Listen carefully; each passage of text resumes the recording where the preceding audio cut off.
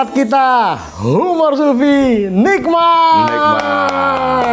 Assalamualaikum warahmatullahi wabarakatuh. Waalaikumsalam warahmatullahi wabarakatuh. Mas Ri, sehat Mas Ri? Alhamdulillah. Lebaran, alhamdulillah. Ya. Khidmat Mas menjalani puasa Ramadan tahun ini. Ya, hanya itu saja modal kita itu berkhidmat. Walaupun berkhidmat itu tentu boleh bermodalkan ketidakkhidmatan. Gimana itu rumus apa lagi itu? Khidmat bermodal, tidak khidmat. Piye. Ya, rumus orang awam itu kan tidak khidmat, ya dimaafkan. Tidak kusuk, dimaklumi. Jadi modal awam itu sebetulnya sangat menyenangkan karena boleh mendapatkan kelonggaran optimal. Ya. Jadi berkhidmat dengan cara tidak khidmat itu sangat memudahkan orang awam untuk berani puasa, untuk berani naik haji, untuk berani sholat. Kalau dihitung kusuknya ya kapan orang-orang seperti saya ini bisa kusuk? Nggak akan pernah berangkat, ya toh. Yang paling penting kan mencintai Ramadannya dulu. Iya. Menyambutnya dengan sukacita. Walaupun wajibnya puasa belum sempurna, sunnahnya sudah dicintai. Sunnah buka puasa, ya toh. Orang-orang seperti kita ini yang paling dicintai kan buka puasanya, ya toh Mas? Iya, sunnah THR itu penting. Wah, belum apa-apa kok sudah ke situ, ndak ada THR-nya umur sufi itu. Oh lah ya bisa demo kan begitu. Untuk yang sunah-sunah itu kita siap demo.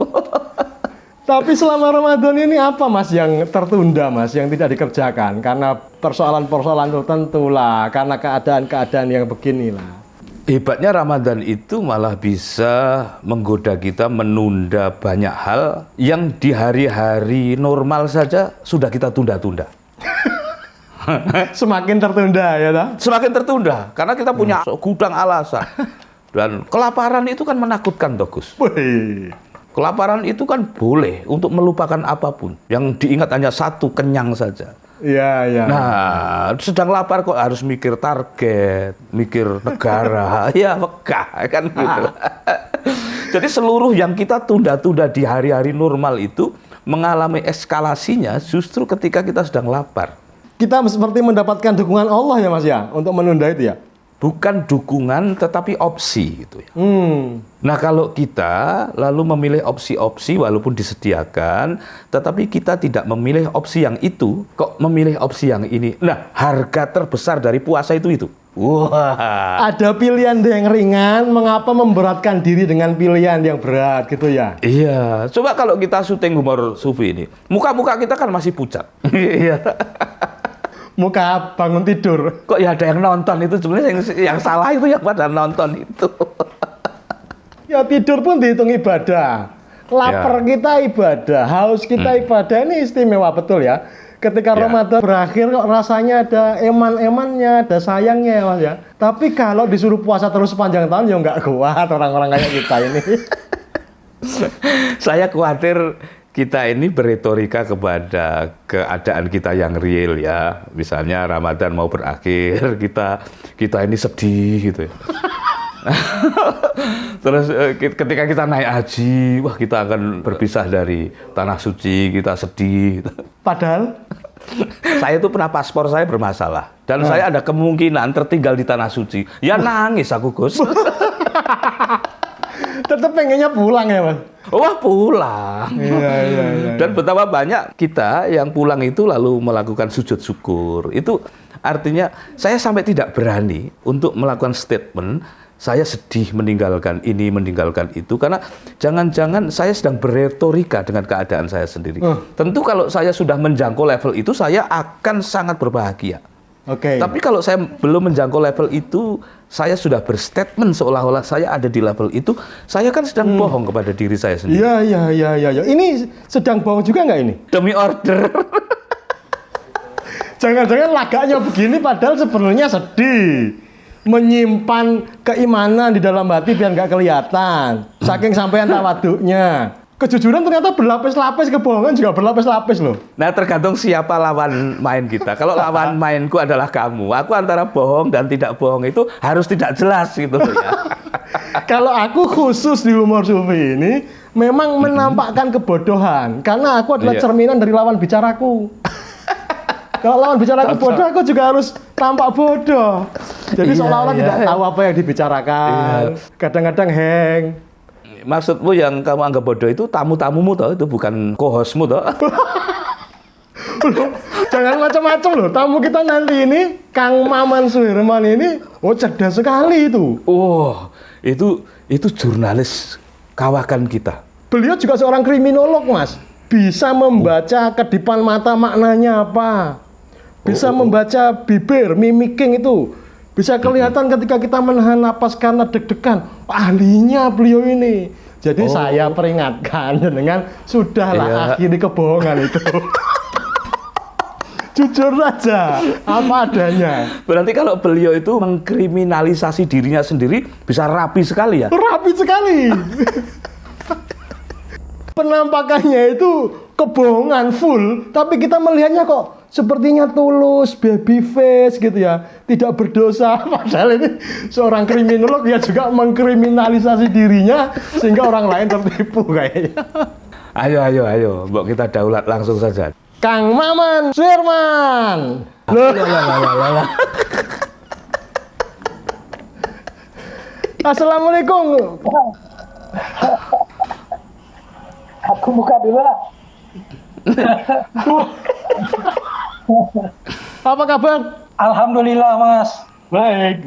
Aku belum muncul, kebohonganku udah ditelanjangi. Wah. Kang Maman agak kurusan ya Gus ya? Nah, itu karena berurusan dengan kebohongan itu kan menghabiskan perasaan, pikiran, dan badan. Ya, biar kelihatan berpuasa. Oh. Ini kebohongan baru lagi. Kang Maman, bagaimana cara kita untuk bisa merawat wajah supaya tampak baby face, Kang? Saya merawat rambut aja gagal kok ditanya ke muka. Ini gimana ceritanya? Tapi saya setiap kali ngelihat Kang Maman tuh ngelihat wajah yang charming, yang murah senyum, yang seolah-olah tidak tega berbuat jahat. Ini memang dari sononya seperti itu, olahan kebatinan tertentu, atau ini juga dipelajari dalam dunia kriminologi, Kang? Saya kalau mukanya tiba-tiba jadi jahat, saya akan baca buku The Godfather-nya Mario Puzo. Wah, ini. Gara-gara baca buku itu saya jadi tahu bahwa supaya kebodohan, kebohongan, kejahatan kita tidak terlihat, maka perbanyak senyum. Jadi saya kembali memperbanyak senyum. Ya, kelihatan cerdasnya, kelihatan tidak jahatnya. Dan begitu cara para mafia menutupi semua kejahatan-kejahatan mereka. Nah, saya modalnya ya cuma mampu menutupi itu. Karena begitu terbuka, mata pencaharian saya hilang. Kok gantian kita yang ditelanjangi, Mas Bri? Kita ini kan murah senyum. Dan tersenyum Iya, hanya iya. untuk mata pencaharian. Bukan hanya sekedar untuk mata pencaharian. Kalau dengan tesis Kang Maman ini, senyum kita yang murah ini untuk menyembunyikan kejahatan kita yang asli sebetulnya. Tapi konon, keimanan itu kan terpancar dari wajah juga, Kang Maman. Berarti seseorang yang mampu berakting sampai wajahnya sedemikian sempurna menutupi kejahatan, itu orang yang psikopat atau gimana, Kang? Aku pernah mengagumi seseorang kalau sholat bersama, karena setiap sholat dia pasti nangis. Ini. Saya baru lihat dia ketawa-ketawa dan tersenyum ketika dia pakai rompi oranye. Ternyata dia koruptor. Jadi Anda bayangkan kan, dia justru tertawa terlihat kitanya itu ketika ada kamera, dia dada-dada ke arah kamera, sudah pakai baju oranye. Padahal waktu dia memimpin sholat bersama saya, dia nangisnya nggak ketulungan. Nah, kalau di titik itu, saya jadi bingung, titik bohongnya dia yang mana? Nah, ini Mas Pri. Yang mana kira-kira Mas Pri? Ini pribadi ganda mungkin Mas Pri. Punya berbagai macam karakter dalam dirinya. Ini teka-teki kenegaraan. Kalau samplingnya saja begini rumit dan seorang kriminolog saja sudah kehabisan metodologi untuk mengurainya, tugas kita hanya mendoakannya saja agar ini terjelaskan oleh dirinya sendiri. Makanya dosen yang paling saya kagumi di kriminologi itu Pak Munim Idris, yang mampu mengungkap kasus Marsina, kasus Munir dan sebagainya. Dia mengatakan bahwa ilmu yang paling mengasihkan itu kita mending berada di kamar mayat saja, jadi dosen bedah mayat, kedokteran forensik, karena ada tugas mulia di dalamnya yang kita tidak mungkin berbohong lagi. Tugas mulia kita adalah bagaimana membuat benda mati itu masih bisa bersuara untuk mendapatkan keadilan. Voice of the voiceless. Kalau kita masih disuruh membela yang bisa bicara, kemungkinan yang kita ketemukan adalah kebohongan dan kebohongan. Tapi kalau mayat yang kita bela, dia sudah tidak bisa membela dirinya, kita akhirnya akan menemukan kebenaran yang sejati. Wah, luar biasa. Ternyata dari sosoknya yang innocent itu cerdas ya. Beliau itu adiknya Dr. Dadang Hawari. Dia yang mengajarkan saya tentang jangan berhenti menulis. Kamu harus menulis. Untuk apa? Voice of the voiceless itu. Jadi pada titik itu ketika kamu menulis, apa yang menarik dari menulis, kata beliau? Ekspresimu nggak kelihatan. Nggak ada kan dalam tulisanmu itu ekspresi senyum, ekspresi ketawa, ekspresi marah, ekspresi apa. Datar betul. Itu akan jauh lebih bisa berbicara dengan jujur daripada kamu muncul di layar kaca, mengucapkan A yang sebenarnya B, tapi masih bisa tersenyum. Jadi tulisan itu jauh lebih jujur daripada penulisnya itu sendiri, katanya. Keren. Itu sindiran tajam buat Mas Pri. Mas Pri ini kan nulis bukan untuk voiceless, tapi untuk mata pencarian lagi. Ini menarik ya, menarik. Jadi ada sebuah keadaan ketika ketentraman itu bagi sebagian pihak itu malah dicari di orang-orang mati. Ya. Karena orang hidup sudah tidak menarik lagi. Setuju. Iya, Gus Dur itu sangat menyukai berziarah kubur. Di tingkat kelas menengah ini membingungkan, di tingkat sarjana-sarjana asing ini membingungkan. Di tingkat kita itu kebudayaan yang kita akrabi, tapi di tingkat pergaulan premium Gus Dur ini sering menimbulkan pertanyaan. Sebetulnya di balik sebuah peristiwa-peristiwa sufistik dan mistik yang rumit untuk dijelaskan itu, Gus Dur sanggup mempresentasikannya dengan sangat ugal-ugalan. Bahwa orang mati jauh lebih menarik menurut Gus Dur. Iya, karena sudah tidak berbohong. Tidak berbohong, sudah apolitis ya. Sudah tidak memiliki pamrih-pamrih. Tapi Mas Pri, dari satu tulisan yang sangat jujur dari Pak Munim, dia pernah sangat kecewa dengan mayat. Kekecewaannya begini. Pernah satu saat ada mayat masuk ke kamar mayat, tugas dokter forensik itu kan sederhana, mencari sebab kematian dan waktu kematian, bukan mencari siapa pembunuhnya. Masuklah mayat. Dikatakan mayat ini adalah buronan. Yang bunuh diri loncat dari apartemennya. Masuk ke situ ya, Munim harus percaya dong pada informasi awal.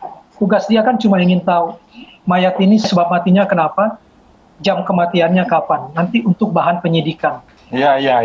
Menemukan memang sebab matinya itu ya seperti benda yang jatuh dari atas menghajar ke bawah, berarti kan tulang-tulangnya menusuk ke atas. Berarti betul-betul jatuh dari ketinggian. Tetapi jam mati tulangnya itu ada yang tidak sama. Loh. Semua tulang yang lain sama, jam matinya, kecuali 5 jarinya ini patahnya seperti duluan. Dan patahnya seperti diinjak dari atas. Jadi sepertinya kasarnya kalau film X-Files atau nonton CSI itu, kira-kiranya dia mau bilang begini. Kemungkinan diinjak tangannya, entah oleh siapa, baru didorong, belum tentu bunuh diri. Terlepas bahwa latar belakang kematian itu beragam. Kalau kita ditanya penyebab kematian apa, kita akan menggunakan ilmu tasawuf. Penyebab kematian, ajal. Pelaku Israel. Waktunya ya ketika sudah tiba. Kang Maman, itu kalau kita sekarang ini melihat wajah-wajah di TV yang menjelaskan ini, menjelaskan itu, menegaskan peraturan ini, peraturan itu secara mimicking, sampean bisa membaca nggak? Bahwa beliau sebenarnya sedang ini, sedang anu, sedang begini, sedang begitu. Yang itu sebetulnya bertentangan dengan apa yang beliau-beliau katakan itu. Sedang bohong maksudnya. Ya, apapun lah terminologinya ya. Ilmu awalnya kriminologi itu oleh Lombroso, ahli antropobiologi, memang mencoba mencari bentuk-bentuk wajah dengan karakter kriminal tertentu. Awan. Mas, saya permisi sebentar mas, nanti saya dibaca. Kalau kamu nggak perlu dibaca sudah jelas itu Gus. Tipe muka seperti ini kejahatannya ini, tipe muka kejahatannya seperti ini, ektomorf, endomorf dan sebagainya. Itu serius Kang Maman ya? Serius. Karakter tulang muka dan sebagainya. Kalau hidungnya kayak paru burung yang bengkok itu kejahatannya apa? Kalau yang kurus itu kejahatannya apa? Yang gemuk kejahatannya apa? Kelemahannya satu. Yang dia teliti itu adalah memang penjahat-penjahat yang ada di penjara. Dan jadi ada biasnya kan. Nah, lemahnya di sisi itu. Nah, kalau sekarang ada orang yang mengaku dengan melihat ekspresi, lalu kemudian bisa membuat kesimpulan-kesimpulan, itu pseudo ilmiah menurut saya. Karena cepat itu kita membuat kesimpulan-kesimpulan. Makanya tadi saya bilang kenapa saya senang baca The Godfather. Tokoh-tokoh di The Godfather itu bisa menampilkan 1000 wajah yang berbeda. Nah, kalau berdasarkan pengetahuan dan pengalaman Kang Maman, tolong dibaca ini wajahnya Mas Pri. Potensi kejahatannya apa saja kira-kira? Potensi terbesarku jadi orang soleh itu loh. Tapi nggak apa-apa, penting itu sebagai pendidikan publik. Kita pasang badan saja lah untuk menjadi objek. Agar orang-orang dengan stereotip kayak aku itu langsung bertobat gitu loh, Gus. Persoalannya cuma satu. Di kriminologi itu nggak ada kejahatan mutlak. Yang kita sebut hari ini kejahatan, besok bisa jadi bukan kejahatan. Kalau kemudian definisi hukumnya jadi berubah. Kami beda dengan hukum. Hukum itu ya udah pasalnya KUHP. Kamu membunuh ya jelas pasal-pasalnya. Kalau kami nggak sederhana itu. Kenapa dia membunuh? Bisa jadi karena kalau dia tidak membunuh, dia dibunuh misalnya. Oh, ya. Sehingga kalau kami ke lembaga pemasyarakatan, kami tidak melihat orang itu hitam putih sebagai penjahat. Misalnya, saya sering ke LP anak bertemu dengan seorang anak yang sholatnya nggak pernah putus. Oke. Sangat rajin sholatnya. Tenang sekali. Paling dingin. Kita kalau ngajarin apa-apa, dia paling cepat nangkap. Tapi oleh teman-temannya dia dibilang dia pembunuh berdarah dingin loh mas, hati-hati. Hati sama dia. Saya malah justru tertarik mendekati dia, kenapa dia melakukan itu. Akhirnya saya bisa berteman, saya tanya apa sebabnya. Pantas kalau dia sangat dingin. Bayangkan dia anak orang tua tunggal, bapaknya tidak jelas siapa, ibunya membiayai dia dengan menjadi penyanyi malam. Oke.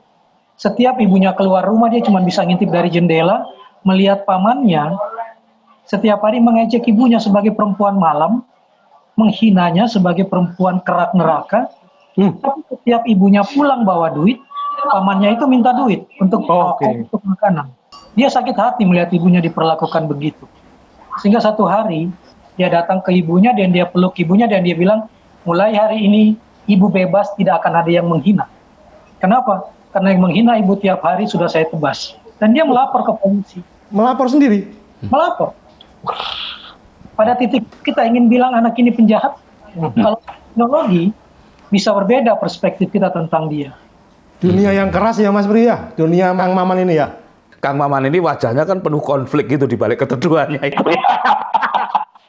Tapi saya tertarik tadi ketika ternyata seseorang berbuat jahat belum tentu karena jahat. Dan memaknai kejahatannya harus berlapis-lapis. Seperti halnya kalau saya tidak membohongi Mas Pri GS, ya saya yang dibohongi. Maka saya harus lebih dulu membohongi beliau kan gitu ya Kang Maman ya? Sama dengan orang yang duduk dengan manis di DPR tapi kursinya hasil beli gitu kan.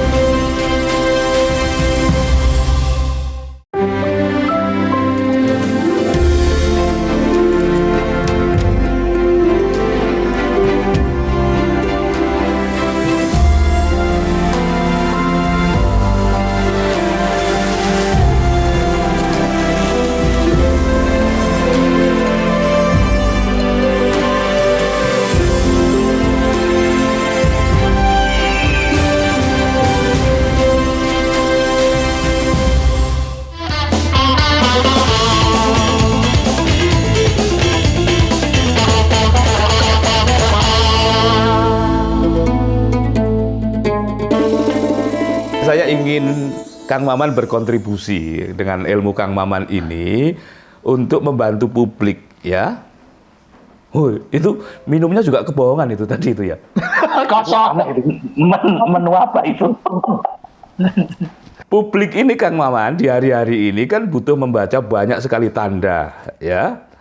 Kegelisahannya kepada pandemi ini. Ya, dan tanda-tanda ini tidak mudah dibaca. Tanda-tanda tentang koordinasi manajemen pandemi saja. Itu saya kira di hari-hari ini sangat membutuhkan kecermatan menafsirkan di dalam kecerdasan publik ini. Apa yang sebetulnya bisa Anda nasihatkan ketika kita menonton televisi, membaca medsos, kemudian membaca komentar-komentar yang sangat banyak itu. Yang itu publik butuh menapisnya agar kita mendapat saripatinya. Begitu, Kang Maman. Sebentar. Kang Mas Pri kok menjadi host yang cerdas ya malam ini? Karena aku melihat dari tadi kecerdasanmu terlambat muncul. Aku ambil itu.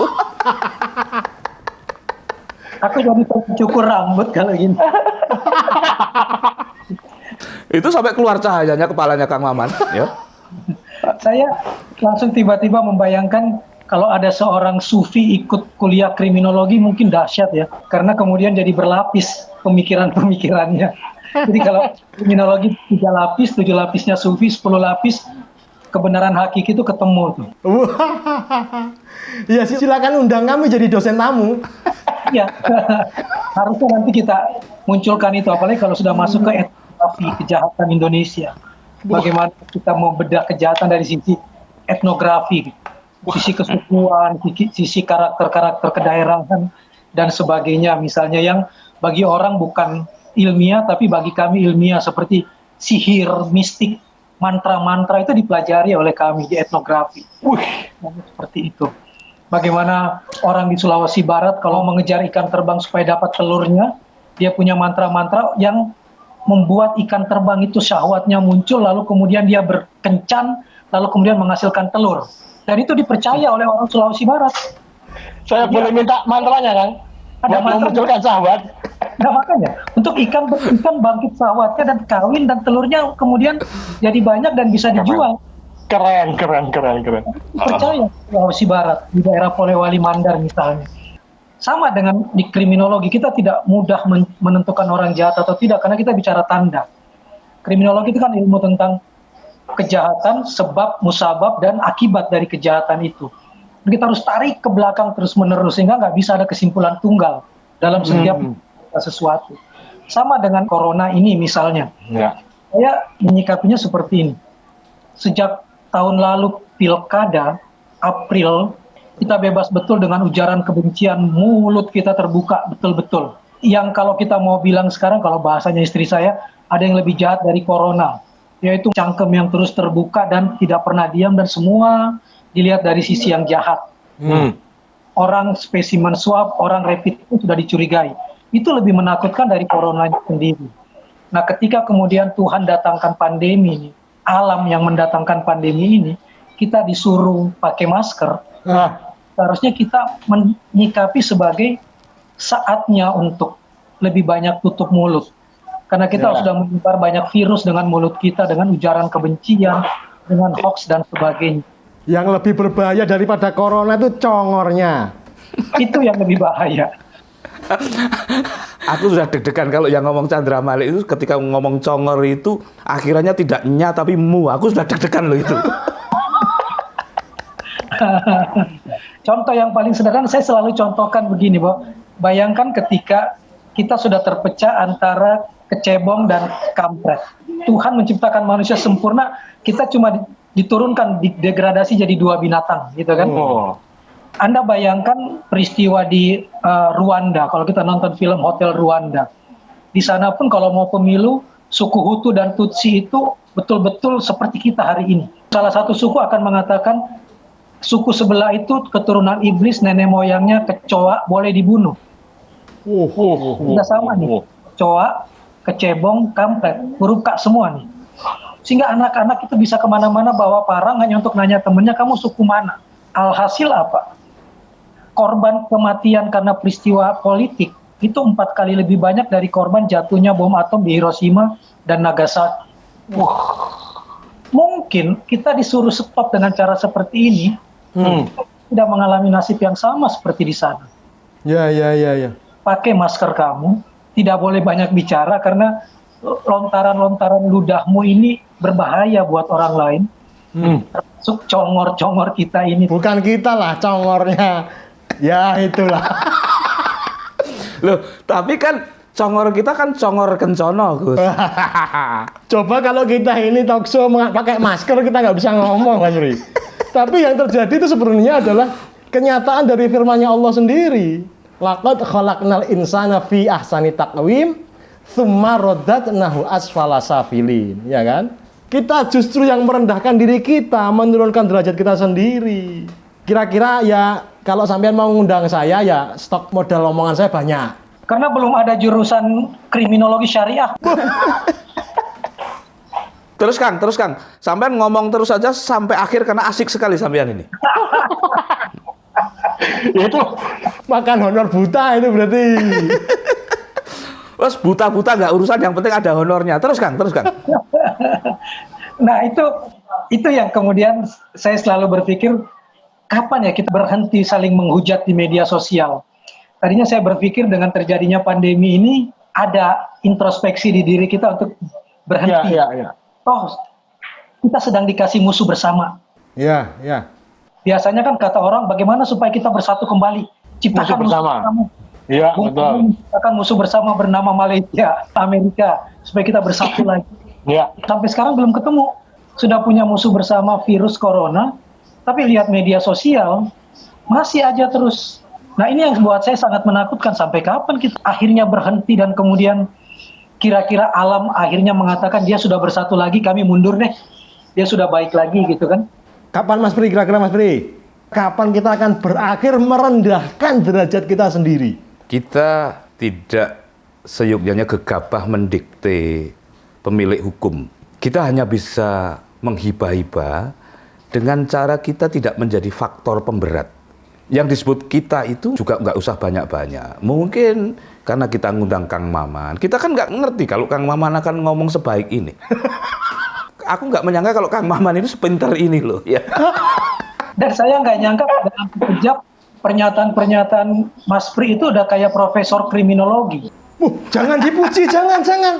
Wah, itu kalau dipuji keterusan. Kalau kita bicara sosiologi hukum pidana, kadang-kadang sesuatu disebut jahat itu karena ada orang yang mendikte hukum untuk mengatakan itu jahat untuk kepentingan dia, gitu kan? Bukan untuk kepentingan publik, tapi untuk melindungi si kapitalis misalnya. Nah, kalau kita menganalisa hukum, profesornya udah muncul tadi, Profesor Pri dengan gelar S.Krim, sarjana kriminologi. Udah nggak usah bicara, nanti tambah temen itu pujian-pujiannya. Kok banyak tamu-tamu kita itu yang pada akhirnya kok menjelaskan posisi saya dengan Chandra Malik ya, yang sebetulnya jelas siapa pemilik show ini, jelas sebetulnya. Justru yang terhebat itu Chandra Maliknya, karena menghadirkan orang-orang yang kompeten. Kami ingin membalikan logika saja bahwa tamu harus dihormati, kami merasa lebih mulia sehingga kami yang harus menghormati tuan rumah. Oh, ya. Saya mencoba untuk mendisiplinkan diri bahwa deadline itu bukan urusan kita. Sehingga siapa yang membuat target-target ini? Misalnya, kita hari ini sudah harus ada target penurunan. Oke. Kita uji di lab sosial kita itu. Apakah target-target itu dengan mudah bisa kita patuhi? Apalagi antara target dan usaha itu lag-nya bisa sangat jauh. Tetapi kita tidak boleh frustasi kepada realitas itu karena kompleksitasnya besar sekali. Dan kita tidak cukup punya otoritas menyederhanakan kompleksitas itu. Tetapi kalau di tengah pandemi saja, kita kok rindu menghadirkan tamu-tamu yang kita sendiri rindu mendengar suara tamu itu untuk sebuah kerinduan yang definisinya mungkin entah. Itu saja sudah bisa menenteramkan alam. Entah sumbangannya berapa persen. Kita tidak pernah membayangkan kalau kita di show yang sederhana ini, itu akan ketemu sahabat-sahabat. Yang kalau dari mereka saja, jangan-jangan virus ini karena ada orang-orang itu. itu sedikit tahu diri gitu aja. Iya, iya. Berarti jasa saya besar ya, Mas ya? Kembalinya kok begitu ya. Ini yang meninggikan pandemi ya, pengakuan-pengakuan semacam ini sebetulnya. Ini udah kesimpulan kan, udah selesai acaranya.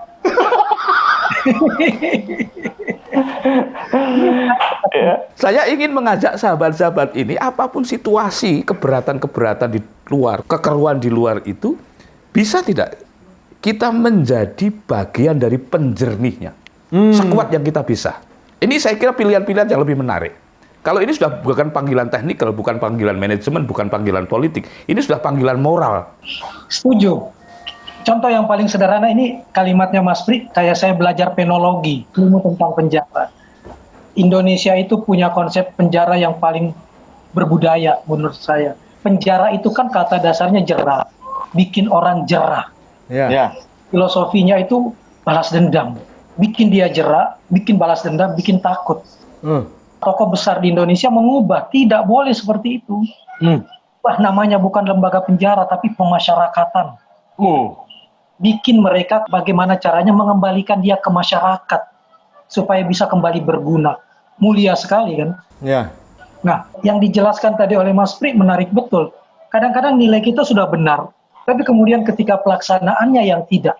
Tetap namanya sudah pemasyarakatan, tapi yang dilakukan penjeraan. Tetap bikin untuk jerah.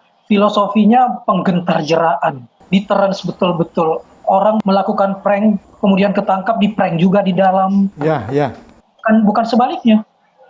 Kemudian petugas-petugas pemasyarakatannya tidak pernah punya acara seperti humor sufi untuk menjernihkan orang-orang yang di penjara itu bahwa kamu masih punya harapan hidup loh. Bahasanya Mas Arswendo, beruntunglah orang yang pernah di penjara karena akhirnya dia tahu dia pernah salah. Tapi juga beruntunglah orang yang tidak ada di penjara karena dia bisa melihat bahwa ada perbuatan yang bisa bikin dia masuk penjara kalau dia lakukan. Jadi dua sisi punya nilai positif misalnya. Di pemasyarakatan kita, ketika kemarin asimilasi dilakukan pada saat tengah-tengah pandemi, saya salah satu orang yang tidak setuju. Kenapa saya tidak setuju? Karena tidak disiapkan seperti moralnya Mas Pri bilang. Cuma karena asimilasi, cuma persyaratan sudah melaksanakan setengah, dia berbuat baik, sudah boleh keluar. Sudah disiapkan nggak bahwa dia ketika keluar juga sudah punya lapangan kerja? Siapkan nggak ketika dia keluar nanti sudah bisa langsung ke rumahnya? Jangan-jangan keluarganya tidak mau terima, sehingga dia malah justru korbannya corona. Kita kadang-kadang tidak menyiapkan orang-orang baik ini, tidak menyiapkan penjernih-penjernih ini. Pokoknya aturannya begitu ya lakukan. Kalau cuma sebatas bicara aturan-aturan, kita udah lengkap, aturannya sangat banyak. Persoalannya, ada nggak orang-orang yang jernih mau melihat bahwa kalau saya keluarkan dia bukan justru malah menjadi sasarannya corona, karena dia tidak punya tempat berlindung, dia tidak dikasih tahu caranya sebelumnya, dan macam-macam. Atau dia malah jadi penjahat lagi karena tidak cuma urusan nasib, tapi urusan perut pun dia nggak disiapkan. Malah saya punya banyak teman di LP, dia kalau keluar yang dia pikirkan pertama kali apa? Bagaimana caranya bikin drama di luar supaya dia tertangkap lagi dan dia masuk lagi. Masuk lagi. Oh. Gratis. Daripada di luar nggak ada yang nerima mereka. Artinya satu, pemasyarakatan itu nggak cuma menyiapkan yang di dalam, tapi juga menyiapkan kita yang di luar yang akan menerima mereka kelak. Benar kata Mas Pri, kita nggak bisa mendikte hukum, tapi kita bisa menjadi penjernih-penjernih terhadap kejadian ini. Bentar. Ya. Dari tadi Kang Maman ngutip Mas Pri terus. Omongan Kang Maman nyambung sama Mas Pri. Kok sepertinya sampean berdua bersekongkol ya? Saya menjadi merasa tidak berguna di sini. Pada titik tertentu, moderator itu ya cuma penghubung saja kan? Tidak sebagai pemikir. Nah, kami mengapresiasi yang berpikir, bukan yang cuma menghubungkan. Lanjut. Syukur. Padahal aku pemilik program ya. Tapi menjalankan fungsi di tempat sebagai moderator itu adalah penjernih. Karena kalau masih ikut berpikir, kami apa perannya? Loh, berarti sampean menuduh saya tidak berpikir. Saya cuma mau bilang pada titik tertentu, keseimbangan itu nggak harus dua-duanya berkuasa. Ada yang dikuasai, ada yang berkuasa. Tinggalkan bagaimana menjaga hubungan baik antara yang berpikir dengan yang tidak berpikir, saling tahu posisinya di mana gitu, supaya nggak rusak negeri ini. Harus tahu porsinya. Iya. Kok nggak enak ya Mas Pri ya? Yang nggak enak kan kamu, aku enak, aku dipuji.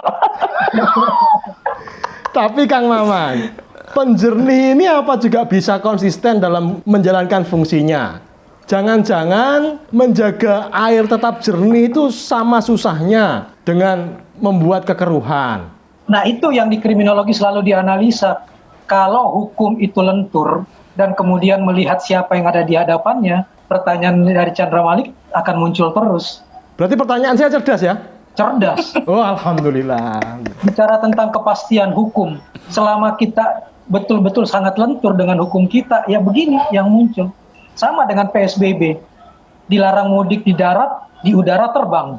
Sehingga kita mengubah PSBB kepanjangannya, peraturan sering berubah-berubah. Yang salah sopo kalau udah kayak gini, gitu kan? Yang dibutuhkan adalah orang yang bukan siapa yang ngomong, tapi bagaimana kita menjadi penjernih. Kita bisa saja mengelabui hukum, tapi kita dengan mengelabui hukum itu apakah kita akan selamat? Belum tentu. Kita tidak mencelakakan diri, mencelakakan orang lain.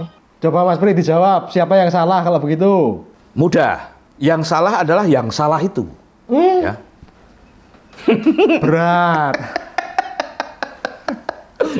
Tapi setelah ketemu yang salah, ya, sekarang kita konsisten kepada unsur penjernih itu. Saya akan bertestimoni sejenak betapa sederhananya faktor penjernih itu, asal seseorang atau siapapun mereka itu memang memiliki intensi atau deposit walaupun sederhana kejernihan itu. Saya pernah ketemu Kang Maman sekian tahun di sebuah bandara, relatif pagi, buta lah. Sampai pagi-pagi sudah di bandara? Oh, ciri-ciri orang penting begitu itu. Justru orang kerja itu, berarti orang nggak patio penting. Orang penting jam segitu tidur. Itu orang nganggur. Terus. Sebetulnya saya melihat Kang Maman lebih dulu. Bukan saya tidak ingin mendekat, tapi saya tahu diri karena beliau orang penting dan orang terkenal. Wow.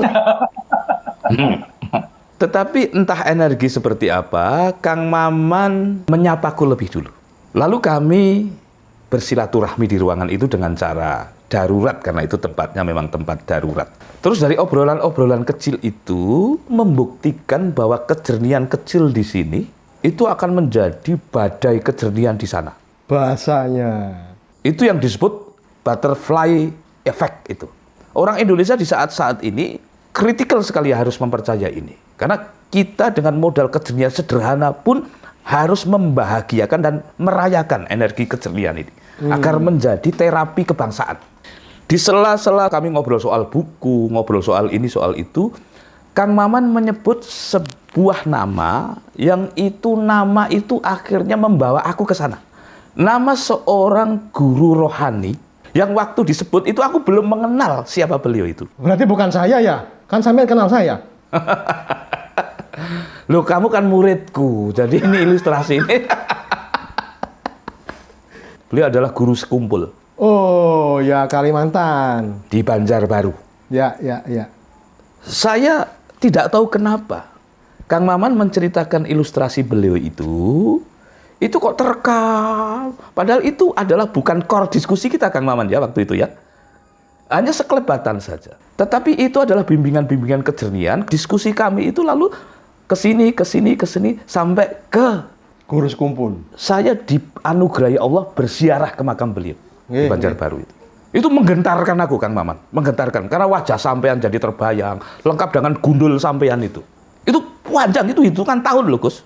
Dan di penziarahan itu aku benar-benar dipermalukan oleh sebuah pesan-pesan rohani yang besar sekali kedudukannya.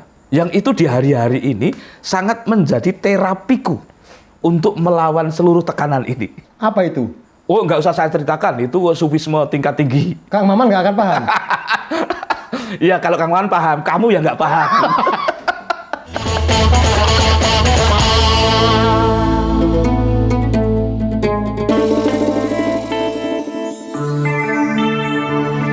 Jarum coklat saat tepat, saat melepas gundah hati. Hanyut dibuai rasa mantap, senang mengenang hati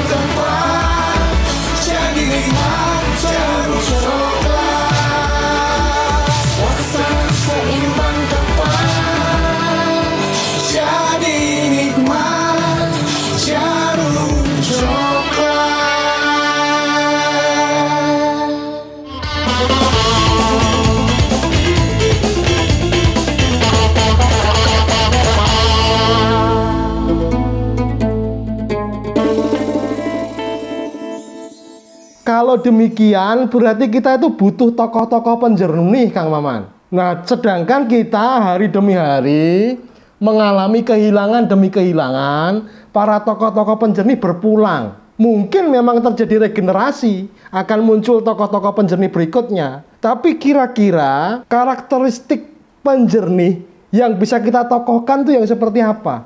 Saya tidak terlalu suka menciptakan tokoh. Saya justru merindukan kejernihan bisa muncul dari siapapun. Kalau kemudian kejadian ini masih diingat sama Mas Pri misalnya, Mas Pri merasa bahagia. Saya juga ikut kena energi bahagianya karena peristiwa itu 2-3 tahun yang lalu, dan saya masih ingat bagaimana Mas Pri hadir di tempat itu masih dengan sarungan. Langsung terbayang peristiwa 2-3 tahun lalu itu ketika Mas Pri mau ke satu kota, saya ke satu kota, dan memang kami adalah pemimpin-pemimpin karena kami terbang itu untuk memimpin upacara Senin jam 7 di masing-masing kota tujuan. Untuk membuktikan kami tinggi posisinya dibanding moderator. Wah. Itu orang susah. Orang susah, Senin kok bangun pagi itu orang susah. Kalau orang yang bahagia, Senin itu masih ngopi, sarapan dengan tenang di rumah. Kami ingin jadi inspektur upacara di masing-masing wilayah saat itu. Jadi ya harus terbang subuh. Nah, itu saya masih ingat penampilan Mas Pri dan sebagainya, dan saya tidak membayangkan bahwa itu kemudian berlanjut misalnya ke cerita yang tadi. Jadi Anda bayangkan bahwa kejernihan ketika dikotakkan bahwa harus muncul dari mulut tokoh, malah kita akan membuat kejernihan itu menjadi tidak jernih. Karena kita temukan di siapapun sebenarnya, persoalannya adalah kita mau nggak tulus membagi kejernihan itu. Keren. Berarti siapapun bisa? Iya, siapapun bisa. Saya dengan Mas Pri saat itu betul-betul dalam ketulusan, tidak ada kepentingan apa-apa. Tidak ada kepentingan saya harus jilat Mas Pri supaya saya ikut jadi tamu di acara ini misalnya. Enggak. Kami bertemu di posisi sama-sama 0 dengan 0. Itu yang memutuskan saya, bukan Pri GS kalau tamu.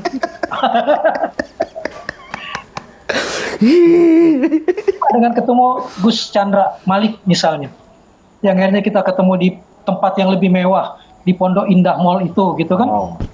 Kelas Mas, kelas. Ketika itu saya mengutip kalimatnya Gus Chandra, saya beli bukunya Gus Chandra, baca puisinya, cinta itu bukan kata kerja, bukan kata benda, tapi kata hati. Saya beli 75.000 bukunya. Saya diundang ke satu acara di televisi, saya baca puisi itu, saya dibayar 3 juta. Saya menemukan kejernihan di situ dari uang 75.000 yang saya bayarkan dengan royalti 10% untuk Chandra Malik, 7.500, saya dapat 3,5 juta. Artinya apa? Tanpa pretensi apa-apa kan, tanpa pretensi saya harus nemuin Chandra Malik untuk dapatkan ilmunya, tapi saya cukup beli 75.000, saya dapat 3 juta. Bayangin nggak kalau saya datang dan minta, pasti Gus Chandra bilang harga puisi saya 5 juta loh. Rugi saya 1,5 juta. Gus Chandra bikin buku, ketulusan kita ketemu, saya diundang, saya nggak minta honor, 40 kali lipat dari harga buku misalnya. Memang buku saya inspiratif sih, Kang. Ini saya untuk menyeimbangkan posisi setelah memuji 10 ke Mas Pri, harus adalah 1 untuk Gus Chandra gitu kan. Di kriminologi selalu kita menghindari penokohan supaya apa? Supaya kita bisa menemukan oase-oase kejernihan-kejernihan di berbagai tempat. Karena banyak sekali hal kita menemukan kejernihannya itu bukan pada tokoh misalnya. Karena kalau sudah bicara pada tokoh, kata Wimar, dia udah jadi rancu. Terlalu banyak tokoh yang kita puji dulu ketika berada di luar pagar, ketika berada di dalam pagar, dia tidak bisa berbuat apa-apa juga, malah menjadi rancu, menjadi tidak jernih. Dia keluar lagi, dia jernih kembali misalnya. Nah, dalam ajaran agama saya, agama kita bersama, serahkan pada ahlinya itu butuh kejernihan pemikiran betul. Mampu nggak hati kita sadar bahwa ini memang tugas saya dan saya mau terima. Jangan kemudian selalu menganggap karena saya dikasih tugas ya saya harus jalankan. Pertanyaan cuma satu dulu, mampu nggak saya di sana? Butuh kejernihan nih di sini. Ya. Menarik Mas Pri. Ternyata penokohan berbahaya ya Mas Pri. Padahal selama ini mungkin sebagian besar dari kita cenderung berkiblat pada tokoh. Dan setiap kali kita diberi tugas, kita lebih dulu merasa mampu daripada seperti Abu Bakar Siddiq kita mengucapkan innalillahi wa inna ilaihi rojiun karena kita merasa tidak mampu. Mas Pri ini ketika saya ajak menjadi co-hostnya Humor Sufi juga merasa mampu Kang Maman. Sehingga terus-menerus berusaha menyaingi saya. Saya yang jelas sudah mampu tidak perlu merasa. Jadi saya biarkan beliau berusaha. Tapi hebat betul loh. Seorang guru mau menjadi co-host muridnya itu karena kejernihan. Salah lagi ya. Mas Pri, kayaknya kontraknya Mas Pri nggak usah diperpanjang, Mas Pri. Bahaya. Lah orang tulus kok mbok lawan itu gimana? Loh, melawan ketulusan juga menjadi agenda penting para pelaku kriminal loh, Mas. Ya toh Kang Maman? Penokohan Mas Pri gimana itu? Ternyata berbahaya. Padahal Ya. kita cenderung ingin regenerasi, melahirkan tokoh baru, mengambil peran penting dalam masyarakat. Ternyata ada bahayanya. Yang berbahaya itu kesalahpahaman atas variabel ketokohan itu. Karena tokoh itu sering tidak dilihat tirakatnya, tetapi sudah diimpikan privilege-privilege-nya. Oke. Bahayanya dari tokoh itu karena tokoh itu pengundang privilege itu. Daya magnetisnya ya berbahaya ya. Iya, karena lalu mengumat, menghonor, men-TV, iya toh? Merating, begitu itu tokoh itu, punya privilege itu. Tapi sebetulnya sebenar-benarnya tokoh itu abai kepada seluruh variabel-variabel sekunder ini. Karena itulah dia menjadi tokoh. Ketika dia sudah selesai dengan dirinya, ya toh Mas? Iya, di dalam konteks itu maka opsi tokoh itu sangat moderat seperti Kang Maman bilang. Itu bisa bersemayam di balik apa saja dan siapa saja. Saya baru-baru ini takjub jangan-jangan karena itulah ketakjuban sederhana, ketakjuban kecil, tetapi itulah yang bisa jauh lebih kuat dari gerakan-gerakan politik soal mengatasi pandemi ini. Itu lebih besar kekuatannya dari PSBB misalnya. Dalam kacamata rohani kita. Di Jawa Tengah settingnya. Itu seorang nenek menyumbangkan selembar duitnya, Gus. Dibungkus amplop. Karena cuma selembar, amplopnya yang tipis itu untuk membungkus barang yang sangat tipis. Beliau bergerak entah bagaimana, itu bisa sampai ke sebuah polsek di wilayah itu. Itu sampai polisi-polisi di itu merayakan, menselebrasi.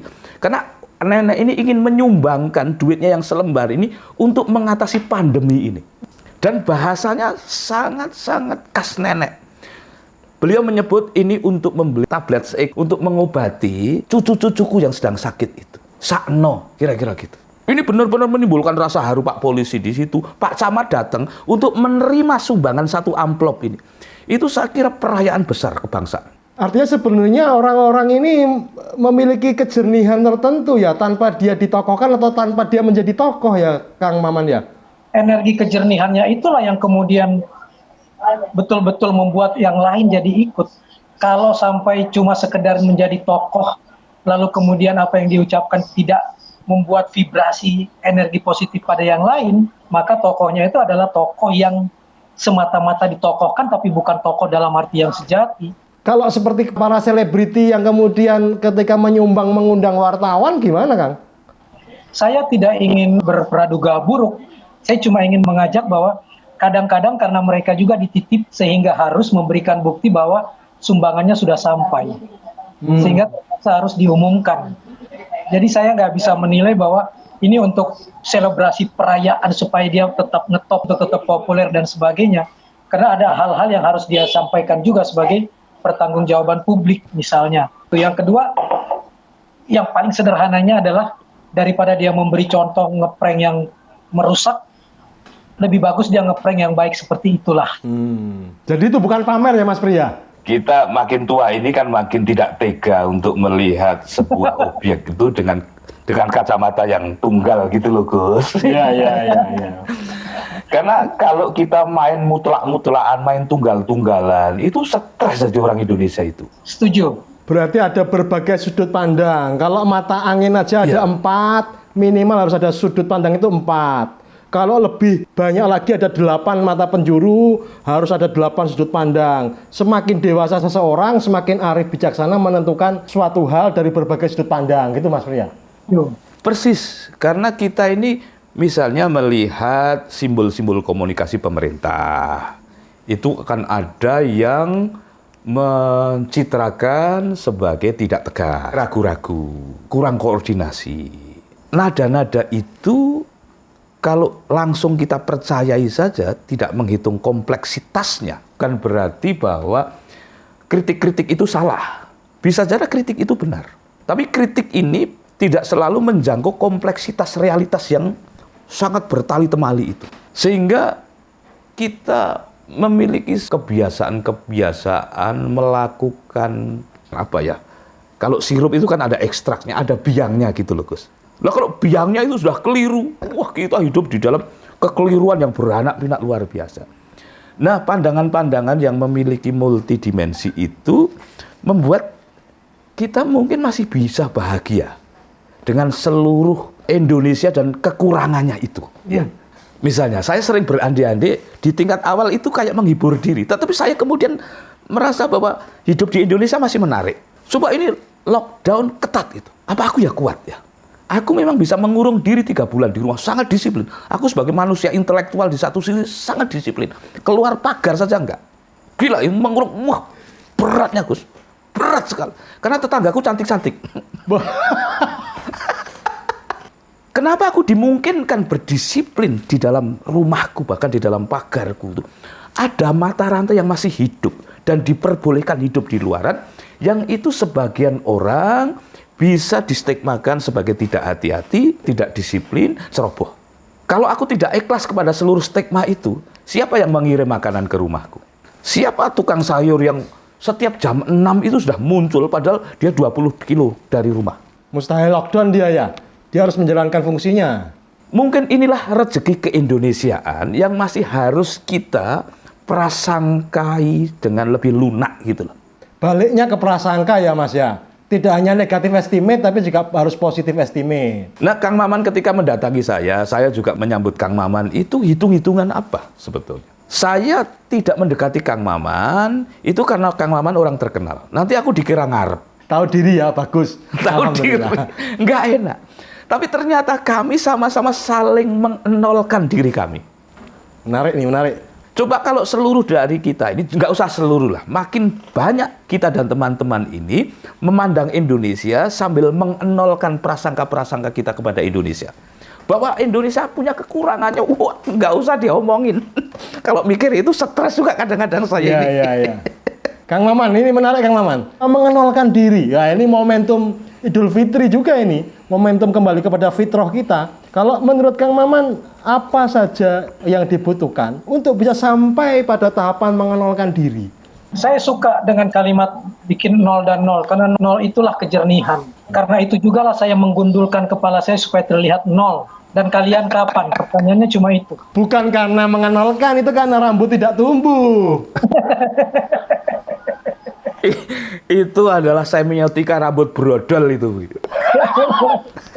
Kami harus mengenolkan. Saya ingat betul dialog dengan almarhum Gus Dur dengan Kiai Haji Zainuddin MZ waktu kami akhirnya bisa berhaji tahun 91 dengan biaya 0 rupiah, Mas. Saya biaya haji 0 rupiah. Dan saya menjadi orang pertama di keluarga saya yang datang dari kemiskinan, yang baru bisa makan enak kalau datang bulan puasa, karena di depan rumah kami masjid dan seluruh kampung itu bergantian menyumbang makanan, dan saya membantu orang-orang menata makanan, lalu saya dapat hadiah. Sehingga saya selalu merindukan Ramadan misalnya. Oh, bentar. Saya menjadi paham Kang Maman sama Mas Pri bisa nyambung. Ternyata sama-sama berangkat dari kemiskinan toh. Kemiskinan itulah titik nol. Kalau orang-orang kaya itu mau mencoba untuk memiskinkan dirinya sendiri, mengosongkan gelasnya, air baru akan masuk. Kalau dia tetap penuh, air akan tumpah, Mas, mau diisi kapanpun. Saya kok sebagai orang kaya susah mengenalkan diri, Mas Pri. Tapi kalau menyumbangkan air saya kepada Mas Pri supaya kosong, saya bisa mungkin. Nah, itu yang kita tunggu. Saya jadi ingat kalimatnya Mas Pri tadi kalau kembali ke pertanyaan itu. Tahun 91 itu saya naik haji oleh sebuah keajaiban. Tidak pernah punya duit, berangkat dengan 0 rupiah, malah di sana dapat penghasilan. Karena bantu orang jalan-jalan ke Pasar Seng dan sebagainya. Ada satu ibu paling tua dalam rombongan kami, umur 78 tahun. Ya. Dia datang dari Sumatera Barat.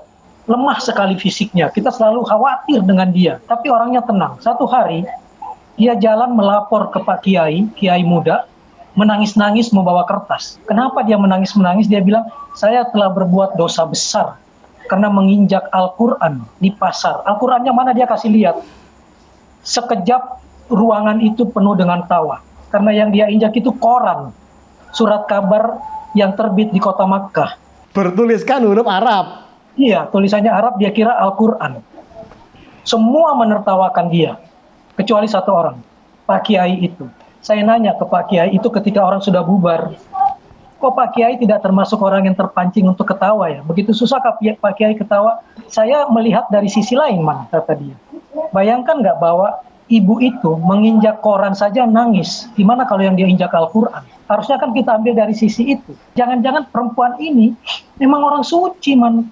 Yang apapun dia sudah tidak mau lakukan untuk hal seperti itu, dia takut mendekati hal yang buruk. Nah, sampailah pada hari H kami harus wukuf di Arafah. Semua orang di kelompok kami mengkhawatirkan ibu ini. Kuat nggak ya ibu ini berangkat ya? Sampai di Arafah kuat. Pikir lagi, kita akan lempar jumroh dan sebagainya dan akan sampai ke Mekah kembali ketika sudah selesai. Ibu ini kuat nggak ya? Semua mengkhawatirkan ibu ini. Apa yang terjadi? Kita di perjalanan kembali ke Mekah, itu naik mobilnya bisa ada 8 jam baru sampai karena semua orang kembali ke satu titik. Tetapi kita nggak bertemu sama ibu itu, kan? Kita khawatir betul ibu ini nyasar di Padang Arafah atau di tempat pelemparan jumroh. Karena ibu itu udah nggak terlihat wajahnya. Dan kita semua cuma memasrahkan. Semua mungkin di kepalanya skenario-nya menciptakan bagaimana caranya melaporkan bahwa kami kehilangan dan mungkin ibu ini sudah wafat. Apa yang terjadi? 8 jam perjalanan mobil kami sampai di depan hotel. Ibu itu sudah duduk dengan tenang di depan hotel tersebut. Loh. Wali. Dan ketika kita tanya, kok bisa ibu duluan sampai? Nggak tahu. Saya cuma diantar sama orang yang saya nggak kenal dan saya sudah di sini. Dan kita tanya pemilik hotel, dia bilang sudah duduk sejak 6 jam yang lalu, mengkhawatirkan kalian. Wah.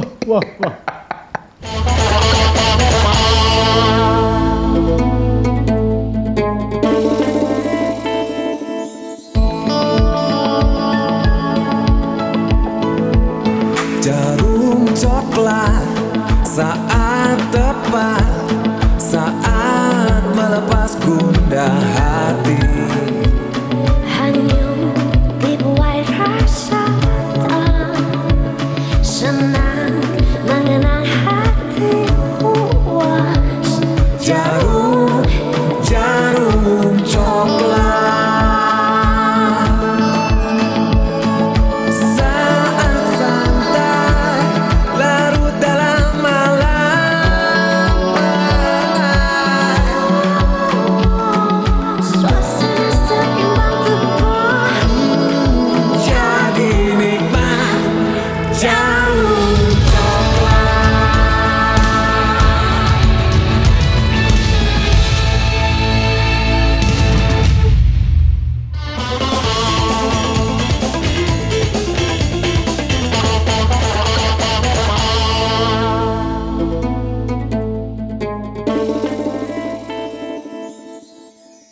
Mas Pri, yang saya perhatikan dari sosoknya Kang Maman ini, ternyata kejadian-kejadian kecil pun tertangkap oleh inderanya, kemudian diabadikan dalam ingatannya, sehingga ketika menceritakan kisah-kisahnya, itu detail sekali. Ini bakat macam apa, Mas Pri?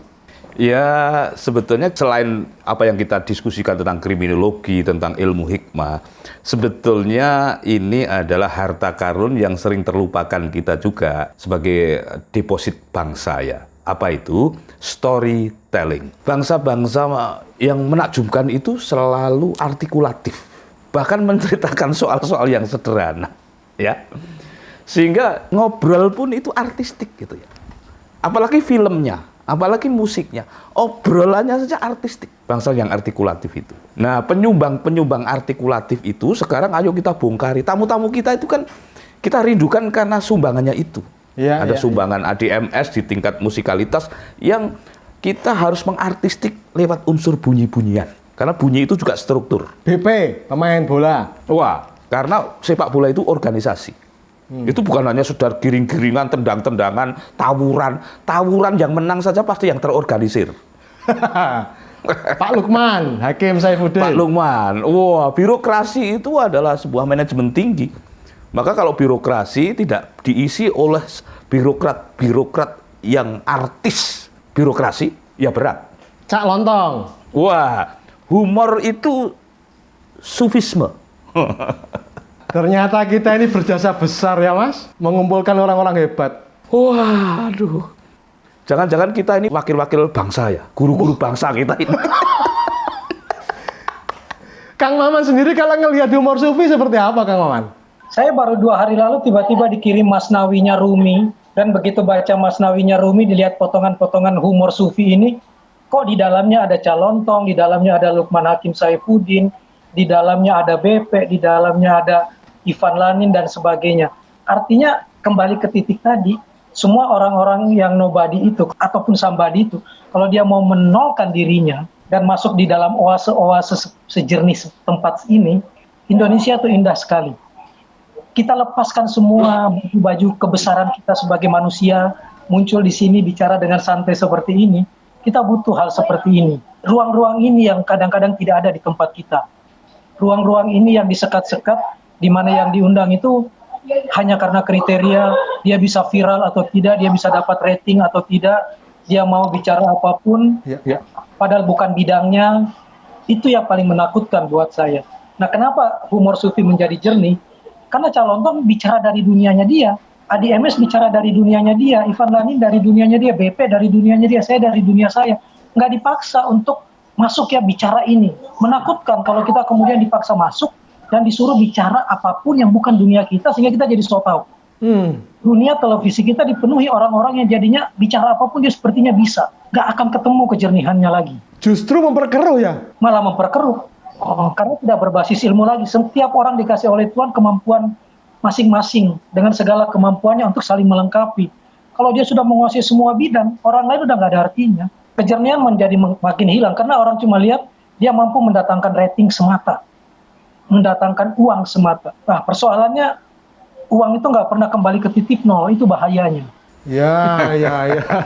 Inflasi, resesi. Itu yang bahaya buat saya. Jadi Kang Maman bahagia ini diundang ke humor sufi? Sangat bahagia. Saya sangat senang karena kami bebas, saya nggak dikasih skrip, temanya boleh bebas, saya nggak tahu tiba-tiba bicara kriminologi, tiba-tiba dengar Mas Pri tadi untuk harus artikulatif dan bicara yang detail. Ini nasihatnya Munim Idris, kami kalau lagi isu mayat, satu yang dibilang Munim, jangan pernah lupakan detail dan hal yang kecil. Jangan abaikan hal yang kecil. Karena hal yang kecil itu selalu menjadi penguak hal yang besar. Psikologi disebut hesitation mark. Tanda kecil tidak boleh diabaikan. Tai lalat sekecil apapun bisa membuka makna besar dari sebuah peristiwa kejahatan misalnya. Goresan kecil bisa membuka, ini bukan bunuh diri tapi ada DNA orang di situ. Karena ada kukunya yang menempel di bagian situ. Sehingga ketemu satu objek, detailnya tuh harus hati-hati betul kita untuk jangan sampai tersentuh hal lain. Hal-hal kecil seperti ini dibutuhkan kalau pikiran kita kosong. Tidak langsung berpretensi, ini pasti karena ini. Sudah bikin kesimpulan duluan. Tapi coba datang dengan ketulusan. Kita tidak tahu kan akan bicara apa dan akan kemudian sampai kemana ini. Berarti cocok ya dengan humor sufi ya, bisa melanjutkan perannya Pri GS ya, menggantikan ya. Yang menarik dari Mas Pri, dari Mas Chandra tadi, ajarannya Gus Dur ke saya waktu bilang bahwa setiap orang itu pemimpin dan pemimpin itu wajib punya staff. Dan staff itu bukan manusia, tapi sifat. Sifat? Sidik, tabligh, amanah, fatonah. Dan yang orang suka lupa itu tablighnya. Tidak artikulatif, bukan storyteller. Padahal banyak kebenaran yang bisa kemudian sampai kalau kita tablighnya bagus dan artikulatif.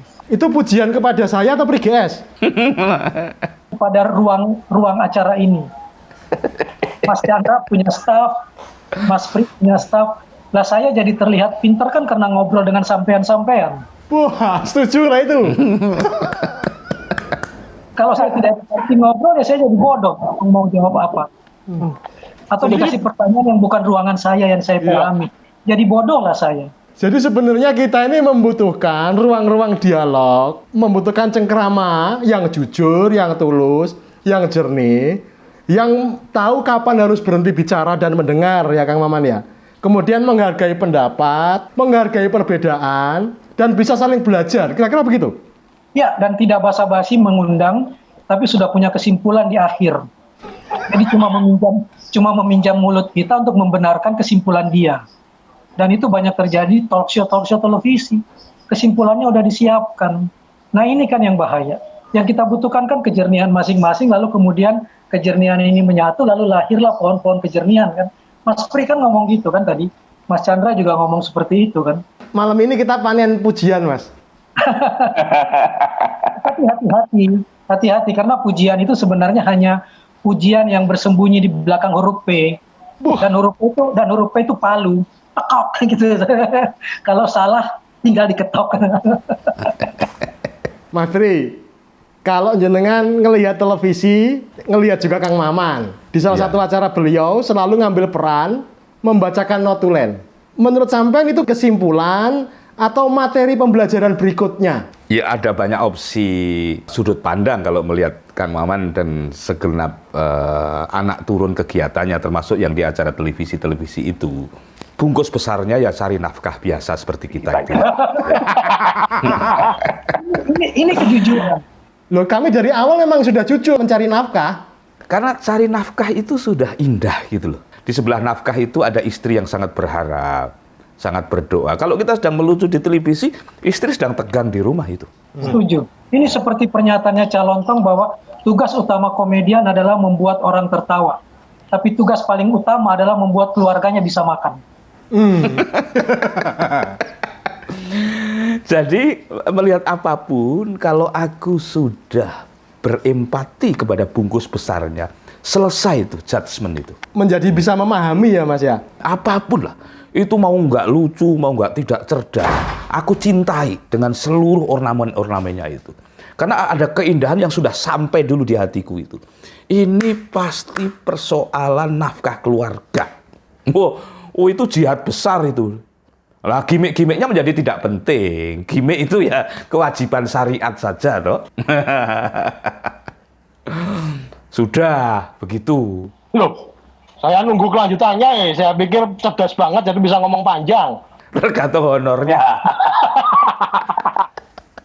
Tapi memang skrip itu, naskah itu menjadi penting sekali ya di televisi, Kang Maman, dalam pertunjukan.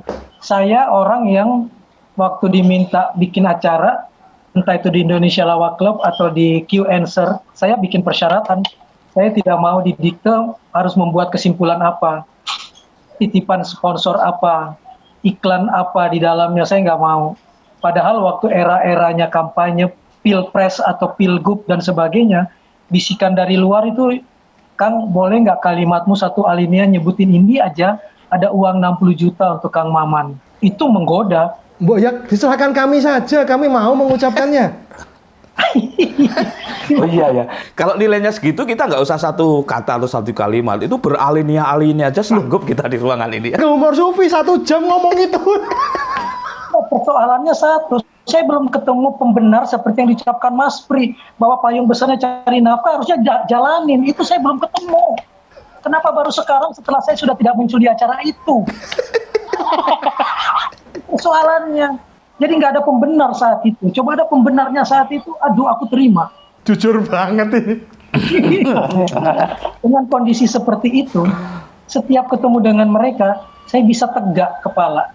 Saya tidak menunduk pada dia. Bahasa paling sufinya, saya cuma menunduk pada yang di atas. Di posisi apapun hari ini, saya masih bisa lurus melihat dia sebagai sesama manusia biasa. Itu yang saya syukuri betul dari diri saya, dan jauh lebih dari itu satu, keluarga saya pun tidak menuntut nafkah yang sebesar itu. Dia mensyukuri semua apa yang saya terima, sehingga yang hitung-hitungannya ini saja sudah disyukuri oleh anak istriku. Ya alhamdulillah, tenang. Penting itu Mas Pri, ternyata walaupun semangatnya mencari nafkah, jangan sampai mencari nafkah dijadikan pembenaran yang kemudian melampaui batas kita. Kalau sudah terlanjur melampaui batas, susah sekali kembali ke titik nol. Dari situ mungkin munculnya kriminal-kriminal yang berbalut apapun itu namanya, yang kemudian mengambil sesuatu yang bukan haknya ya Kang Maman ya. Mengenali batas ini Mas Pri, gimana pelajaran sampean? Gampang kok itu di sebuah pribadi yang terbiasa mengenolkan speedometernya itu relatif terbimbing dan terkoneksi nyaris setiap saat. Kalaupun ada lepasnya pun dinamikanya itu asik saja. Ya, saya alami ketika tawaf wada. Betul-betul Ka'bah itu penuh orang dan sangat padat. Saya berkeliling, saya sudah berpikir saya akan mati di tengah-tengah tawaf wada itu karena saya sudah tidak bernapas, bahkan kaki saya sudah tidak sampai ke tanah. karena terjepit oleh orang dalam pusaran itu. Tapi pada titik itu saya melihat satu orang tua terhuyung-huyung di situ, dan tiba-tiba saya menatap satu orang bertubuh besar, berkulit hitam yang sama dengan saya, energinya ingin menyelamatkan bapak tersebut. Sehingga kami berpegangan tangan melingkari bapak tersebut supaya bisa berputar. Apa yang terjadi? Bukannya cuma menyelamatkan si bapak itu, kami pun jadi ringan berputarnya. Sehingga saya tidak tahu, saya ini yang menyelamatkan bapak itu atau bapak itu yang menyelamatkan saya. Ini keberkahan berarti ya? Iya, dan ketika sampai selesai 7 putaran, bapak itu memeluk saya, mencium saya, dan dalam sekejap saya sudah tidak lihat lagi bapak itu. Saya tidak tahu siapa dia. Coba kalau saya tidak punya kepedulian saja misalnya saat itu, hanya ingin menyelamatkan diri sendiri, belum tentu saya selamat. Tapi karena muncul nilai 0 untuk sama-sama melingkarkan tangan saja, saya selamat. Saya ingin membayangkan bahwa kalau negeri ini tidak ada orang saling klaim sebagai penyelamat, tapi saling menyelamatkan. Tidak ada orang yang merasa dia lebih hebat, tapi saling mendukung satu sama lain. Selesai masalah itu. Luar biasa. Mengenalkan diri, bergandengan tangan, tanpa saling merasa paling berjasa, tanpa pamrih, dan saling menyelamatkan, Mas Pri. Modal penting untuk menyelamatkan bangsa ini adalah bersatunya jiwa-jiwa yang jernih ini, Mas. Untuk kali ini aku tidak akan membantahmu. Karena? Karena lebih baik show ini diakhiri. Oh, mengenalkan diri berarti ya, tahu batas ya. Bahkan keindahan pun itu harus kita batasi. Aku takjub terus pada Kang Maman itu. Dan aku khawatir kalau ketakjubannya ke Kang Maman terus, kita rugi. Nanti yang ngetop Kang Maman. Padahal cuma mau mengatakan kelebihan durasi tidak ditanggung sponsor, honornya tetap. Dan aku juga berharap memang harus selesai, Mas, karena kalau satu hari itu 24 jam, saya cuma mampu membuat orang takjub 1 jam, dan 23 jam itu GGI. Jadi memang harus selesai. Tapi humor sufi jangan pernah selesai. Semoga lanjut terus ya kan. Karena kita butuh menghadirkan orang-orang yang mampu menjernihkan pikiran dan perasaan kita, mengenalkan diri dan bergandengan tangan terus. Terima kasih Kang Maman atas waktunya. Mas Pri luar biasa, terima kasih. Semoga sehat selalu. Amin. Jumpa lagi dalam Coklat Kita Humor Sufi Nikmat. Assalamualaikum warahmatullahi wabarakatuh. Waalaikumsalam warahmatullahi wabarakatuh. Sepertinya malah nggak pakai apa-apa itu, karena hitam gelap nggak bersuara itu. Ini nggak ikutan ah. Saya nggak ikutan. Kang Maman, alhamdulillah di humor sufi ini tidak lucu tapi indah.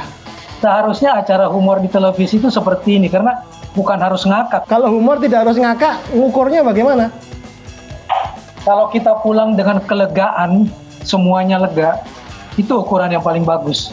Tapi kalau cukup untuk ngakak, tapi kemudian pulang masih ada beban, dan kemudian kita tidak tahu tadi kita ngakakin apa ya?